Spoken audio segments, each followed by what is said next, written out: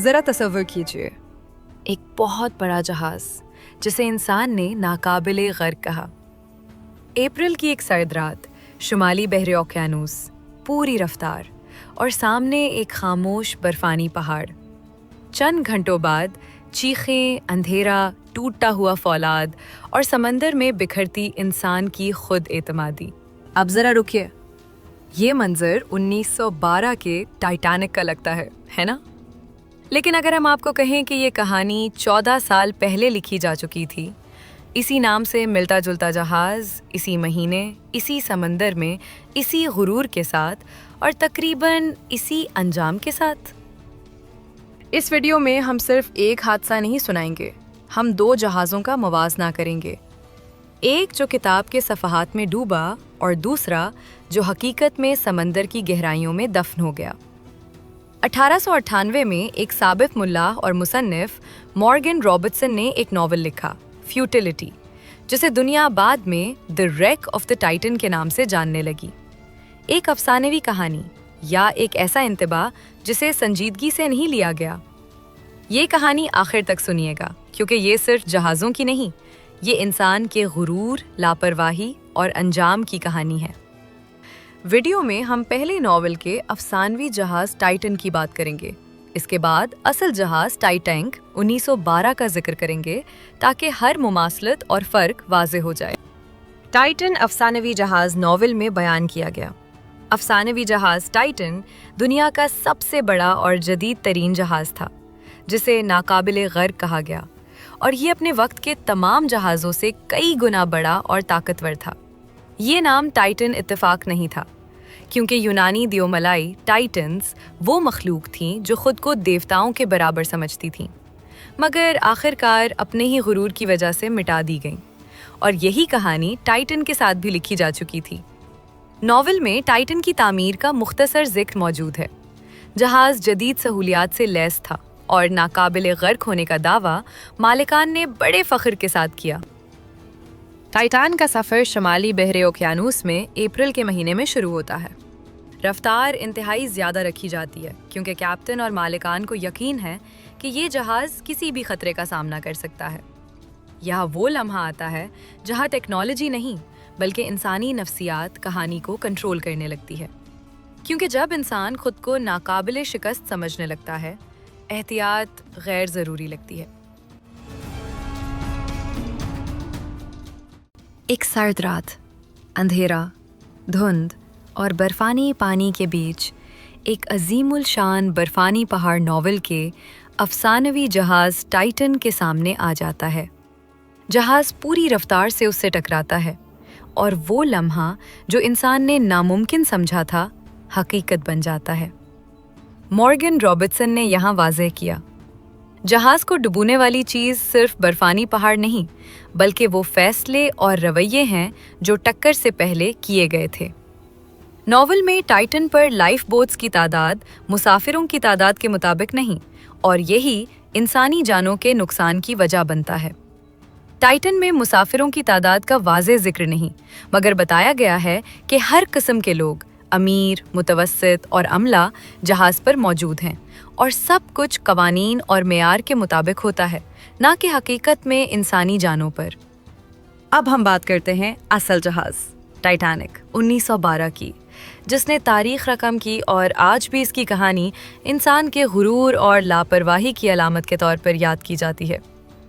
Titanic Belfast, northern Ireland میں ہارلینڈ and wolf ship yard میں بنایا گیا، جس کی تعمیر کا آغاز 31 مارچ 1909 میں ہوا، اور یہ جہاز 31 مارچ 1912 تک مکمل ہوا۔ ٹائٹینک کی لمبائی تقریباً 882 فٹ 269 میٹر تھی، اور وزن 46,328 ٹن کے قریب تھا، جس میں ہر جدید سہولت اور لگژری کا خیال رکھا گیا تھا۔ جہاز پر تقریباً 900 عملے کے افراد موجود تھے، جبکہ تمام کلاسوں کے مسافروں سمیت کل تعداد تقریباً 2224 افراد تھی۔ ٹائٹینک کی تعمیر میں حصہ لینے والے مزدوروں کی تعداد تقریباً 15,000 افراد تھی، جن میں انجینئرز، لوہار، لکڑی کے کاریگر اور دیگر ہنرمند شامل تھے۔ ٹائٹینک کو ناقابل غرق کہا گیا تھا، اور یہ انسان کی تکنیکی مہارت اور غرور کا بہترین ثبوت سمجھا جاتا تھا، مگر حقیقت یہ ہے کہ انسان کی لاپرواہی اور شمالی بحرے اوقیانوس میں موجود ایک برفانی پہاڑ نے اسے ڈبو دیا۔ آج ٹائٹینک کا ملبہ اٹلانٹک اوشن میں 370 میل جنوب مشرقی سمت نیو فاؤنڈلینڈ کے ساحل سے واقع ہے اور اس کی گہرائی تقریباً 12,500 فٹ 3,800 میٹر ہے، جہاں یہ خاموشی کے ساتھ سمندر کی تہہ میں موجود ہے، انسانی تاریخ اور فطرت کے سبق کا نشان بن کر۔ اب ذرا غور کریں، افسانوی جہاز ٹائٹن ناقابل غرق تھا، اصل جہاز ٹائٹینک 1912 بھی ناقابل غرق سمجھا گیا۔ دونوں اپریل میں شمالی بحر اوقیانوس میں تھے، دونوں نے تیز رفتاری اختیار کی، دونوں برفانی پہاڑ سے ٹکرائے، دونوں پر لائف بوٹس ناکافی تھیں۔ یہ مماثلتیں اتنی زیادہ ہیں کہ انہیں محض اتفاق کہنا مشکل ہے، اور یہی وہ نقطہ ہے جہاں ادب اور تاریخ ایک دوسرے سے ٹکرا جاتے ہیں۔ جب مورگن رابرٹسن سے سوال کیا گیا کہ کیا اس نے مستقبل کی پیش گوئی کی تھی، اس نے کہا کہ اس نے مستقبل نہیں دیکھا بلکہ حال کو سمجھا تھا، کیونکہ وہ جانتا تھا کہ جہاز جتنے بڑے ہو جائیں گے، انسان اتنا ہی لاپرواہ ہو جائے گا۔ یہ ناول کسی جادو یا خفیہ علم کا نتیجہ نہیں تھا، بلکہ انسانی رویے، انجینئرنگ رجحانات اور سمندری تجربے کا منطقی نتیجہ تھا۔ مگر مسئلہ یہ تھا کہ انسان انتباہ سننا پسند نہیں کرتا، خاص طور پر جب وہ خود کو طاقتور سمجھتا ہو۔ ٹائٹینک اور ٹائٹینک دونوں ہمیں یاد دلاتے ہیں کہ خطرہ ہمیشہ باہر سے نہیں آتا، اکثر وہ ہماری اپنی سوچ میں چھپا ہوتا ہے۔ ٹائٹان دراصل ایک علامت تھی، انسان کے غرور کی علامت، اور ٹائٹینک اس غرور کا انجام تھا۔ یہاں ہم یہ بھی دیکھتے ہیں کہ انسانی کمزوری، خود اعتمادی اور احتیاط کی کمی تاریخ میں بار بار دہرائی گئی ہے، اور یہی سبب ہے کہ ٹائٹن اور ٹائٹینک کے درمیان حیرت انگیز مماثلت پیدا ہوئی۔ جب ٹائٹینک سمندر کی گہرائیوں میں دفن ہو گیا، دنیا نے اسے سانحہ کہا، مگر اگر ہم اسے مورگن رابرٹسن کے افسانے ٹائٹن کے آئینے میں دیکھیں تو یہ سانحہ نہیں بلکہ ایک انتباہ تھا جو برسوں پہلے لکھ دیا گیا تھا مگر نظر انداز کیا گیا۔